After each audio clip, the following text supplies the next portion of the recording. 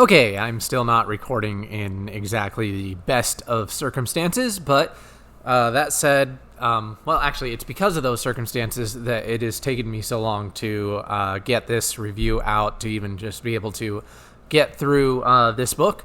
And I don't know how much longer things will be unstable, probably sometime. So if there's any background noise or if there's any constant stops and whatnot in the recording, then I apologize. It can't be helped. But I really want to talk today about Jane Austen's Pride and Prejudice.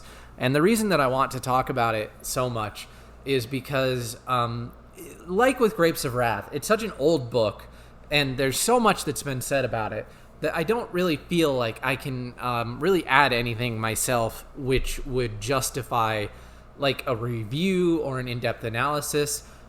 Certainly, people much more familiar with her work than me could say much more on the topic and be much more interesting about it, as I believe the copy that I read, being the Penguin's Classic, contained many footnotes which came from somebody who did quite a bit of research. And I would think that basically there's just a whole lot out there. So to add my 2 cents might be a bit presumptuous. So instead, what I want to do, like with the Grapes of Wrath, I want to talk about just a few things that really stood out to me about Pride and Prejudice, specifically with the context of things that I don't see discussed much in sort of the broader conversation around Pride and Prejudice. 2 things specifically. So the first thing, I really, really appreciate, one of the things that I really appreciate about this book is for a book that is such a feminist classic. In fact, somebody suggested to me when I was complaining to them that I was struggling to find time to be able to read in peace, they suggested that I go to a cafe to read in solitude. And I responded with a bit of a laugh, because if there's anything that will get you labeled as performative in public, it would be reading Jane Austen, specifically probably Pride and Prejudice in public. I would not I would not do that to myself. So I politely turned down their suggestion.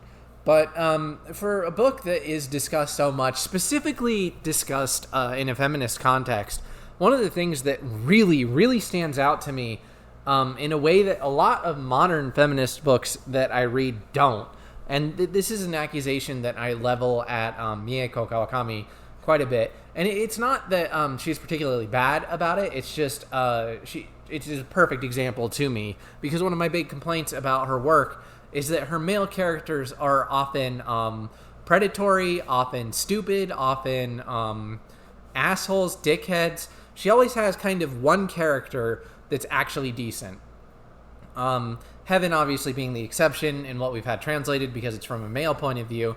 But in Heaven, you had the one guy that she ended up, or the one person, if you've read the book, you know who I'm talking about, in Breasts and Eggs. But in All the Lovers of the Night, the other guy kind of turned out to be a bit of a loser.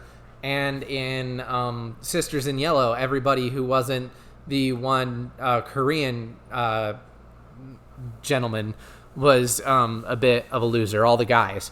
And consistently in a lot of feminist work, there is this portrayal of men as being very predatory.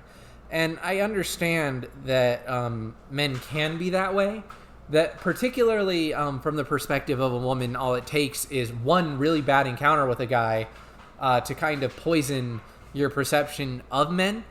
But as a male and reading this work, in much the same way that I hear women complain about female representation in fiction, this has been one of my frustrations as a male reading a lot of feminist works. Like I said, I still like Mieko Kawakami, but it is certainly something that I notice with a lot of her works. She does female characters a lot better than she does male characters, which is, like I said, not to say that she can't, but Jane Austen, specifically in Pride and Prejudice, all the characters, I really appreciate the depth and the personality given to them, and the way that they're not always right or wrong within the story. And this is kind of what I mean when I talk about the shallowness or of some of the characters in a lot of feminist literature, specifically the male characters. They're always portrayed as in the wrong. They're always portrayed as being creepy.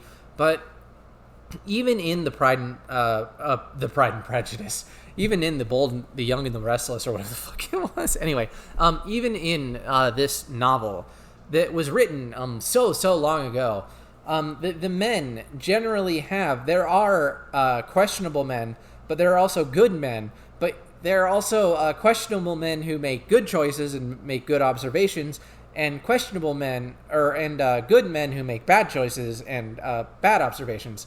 So I think, hold up. I think a great example of this is her father. Mr. Bennet is an interesting character because his absence of screen time allows for so much interpretation in his behavior. But ultimately, the way that I took him, it's what is sort of indisputable about him is that he cares about Elizabeth very much. He cares about Jane to a certain extent, but that he is an intelligent individual, that he is disappointed with his family life and his circumstances. As it says in the book, he married his wife for her appearance, and as he aged and matured, she didn't. And that he's in ultimately kind of an unhappy marriage, but that he himself is a sort of intellectual person, very sort of even-tempered for the most part, and generally not a bad father, is recognized. But at the same time, there are ways in which he is a very bad father and a very bad husband, rather than making any effort. Granted, his wife being what she is would make it difficult, which we'll get to his wife in a minute. But he never makes much of an effort to bridge that gap. He doesn't seem to make much of an effort to really associate with many of his daughters. In fact, he spends much of his time in private in his library. And in fact, while it is easy to blame and criticize the mother for playing favorites, the same can be said for the father, too. And in this sense, you do have male characters who are portrayed as sort of villainous. You have Wickham, you have Mr. Collins. But at the same time, there are definitely gallant male characters as well. And at the same time, for the women, there are women that are portrayed as being sort of very dense, like Lydia in particular. But let's talk about probably, I think, a character, granted I haven't seen much of it, but that I think it would be really easy to hate is the mother. And understandably, but I think, for me, a lot of the mother's behavior can come down to the time. She is a product of her time. And a lot of her early behavior does sort of fall within that role of a woman, as it were, at the time, which was to be married. And while certainly she is very selfish, and I think that ends up later on in the book, particularly towards the end, shameless in a way that is absolutely abhorrent. For the most part, what she is striving to do is, within the context of the time period, what would be seen as best for her daughters. Whether or not it is best for her daughters, whether or not she is necessarily doing it on her daughter's behalf is certainly questionable, but that she is a product of her time, I think, is something that I would argue very stringently for.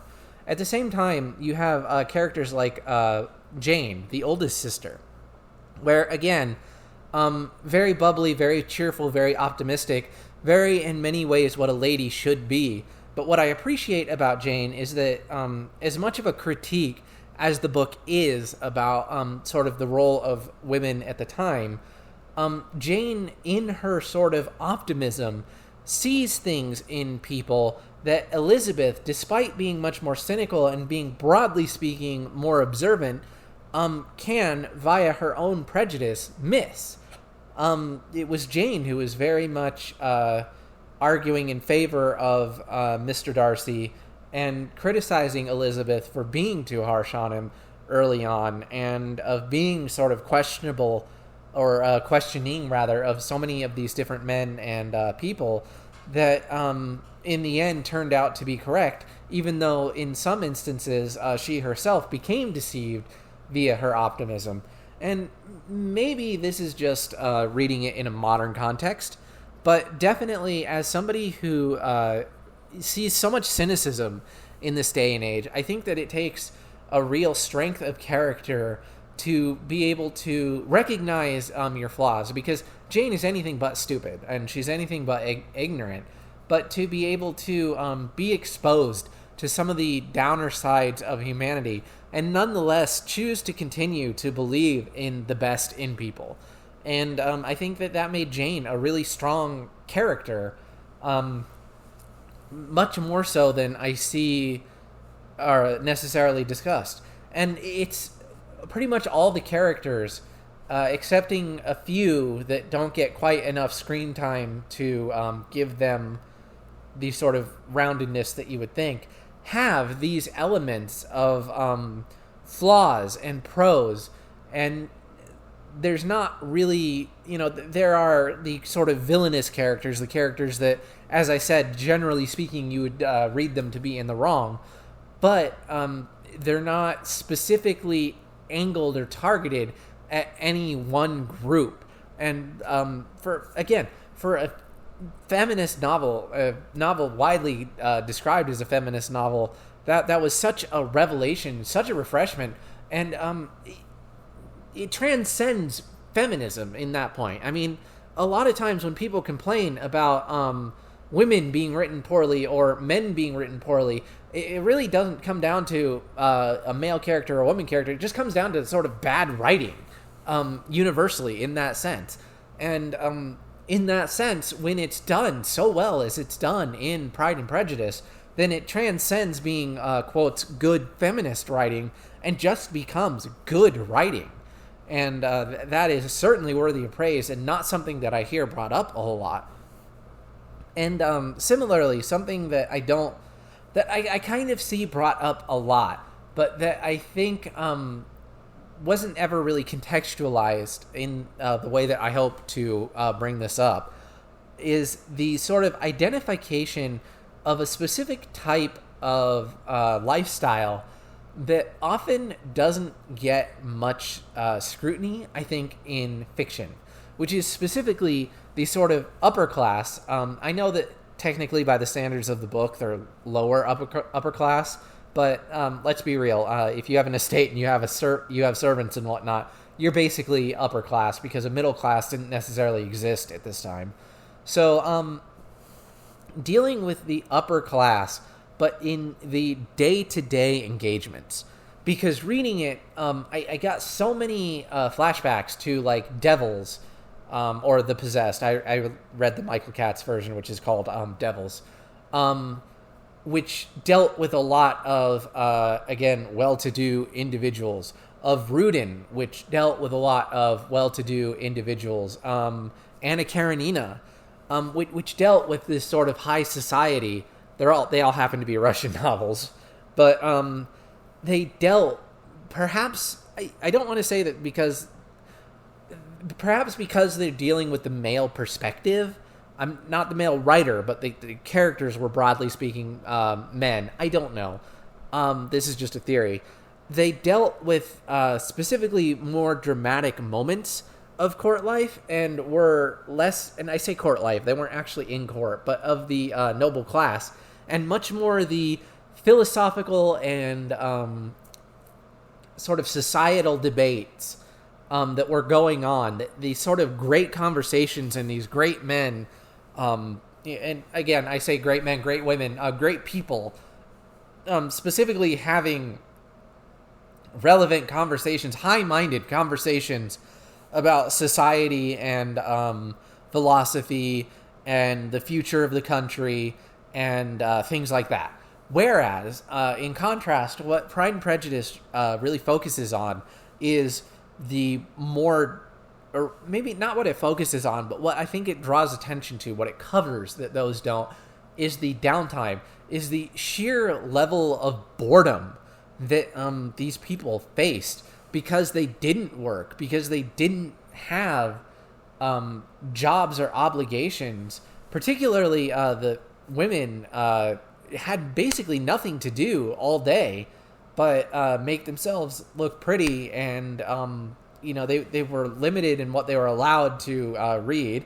Granted, the Sister Mary is very studious, but when it talks about their card games, when it talks about their conversations, there is such an inanity to it, but it is an inanity born of privilege and of boredom, of just having so much money that you don't need to go out, you don't need to work, you don't need to broaden your horizons. You can just sit at home. And this is a time, again, with limited access to books, obviously no TV, no radio, any music had to be performed firsthand. And they do have, the ladies play music, play on the piano some or sing. But again, they're not really going out to performances. They're not really going out to plays. Balls are the highlight because they're just something to do. The girls go into town from time to time, Lydia and Kitty more than most. But yeah, just the way that Austen really focuses in on that sort of inanity, the day-to-day nothingness, provides such an interesting contrast to the way that well-to-do life is portrayed in Dostoevsky, Turgenev, and Tolstoy's work. But I really appreciated it. I think that it was an interesting contrast and dynamic, and I don't think one is portraying a more real version than the other. I think that both of these things are true, and both different authors are sort of focusing in on different aspects of that life. And again, in all the conversation around Austen, so much is brought up about mannerisms that I think that this sort of inanity and boredom and pointlessness almost to their existence, where so many romances, I talk about this, drive me nuts. And I will say the last 30 pages or so still kind of brought this feeling about me. So many romances drive me nuts in books, because it's like, just fucking talk to each other. Just have a life. Have something going on in your existence outside of this does she like me? What does he think about me? What can I do to get his attention? I'm going to get this job because it means I can be closer to them. And just get a fucking life. Be a multi-dimensional person. Don't be so focused on one fucking thing. Like, god damn. But the credit that I have to give to Pride and Prejudice is it highlights an existence so boring, so inane, that this is absolutely the highlight and the only thing really for them to do. And it recontextualizes the romance in a way that it is able to become the focus of everything without devolving into that frustrating inanity that I think so defines many of the romances which have sort of spawned in the spirit of Pride and Prejudice. So those are just two quick thoughts on Pride and Prejudice. I actually really enjoyed reading it. It was a very pleasant experience, and I don't know when, but I look forward to someday reading more Austen. So I don't know what I will be reading next. I don't know when I'll be back, but until then, see you next time.